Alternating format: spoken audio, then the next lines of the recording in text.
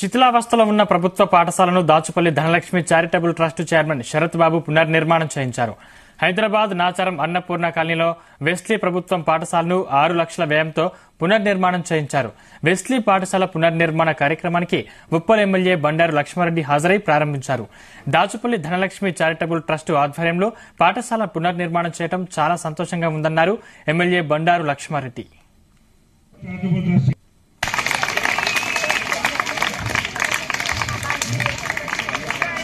మనీష్ గారిని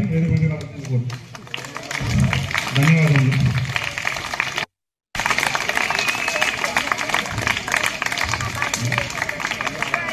మనీష్ గారిని ధన్యవాదాలు. నేను ఎమ్మెల్యే అయిన వెంటనే ఇమీడియట్గా ఈడ పిల్లలతోటి ఎవరైతే స్టూడెంట్స్ ఉన్నారో వాళ్ళతో లంచ్ చేయడం జరిగింది.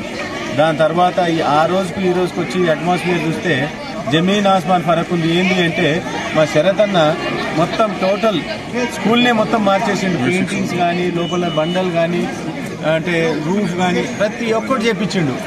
అంటే ఇదొకటి ఈ యొక్క ఎగ్జాంపుల్ మాకు ఉప్పల్ కాన్స్టిట్యున్సీలో ఈ యొక్క స్కూల్ చేసింది. కాబట్టి ఇట్లనే ప్రతి స్కూల్ కూడా అంటే దాతలు కానీ, నేను కానీ, లేకపోతే ఇప్పుడు శరత్ అన్న కానీ మేమందరం కూడా మాట్లాడి ముంగట ఇంకా ఈ స్కూల్ లాగా అన్నీ చేపించాలని చెప్పి కోరుకుంటున్నాను. నేను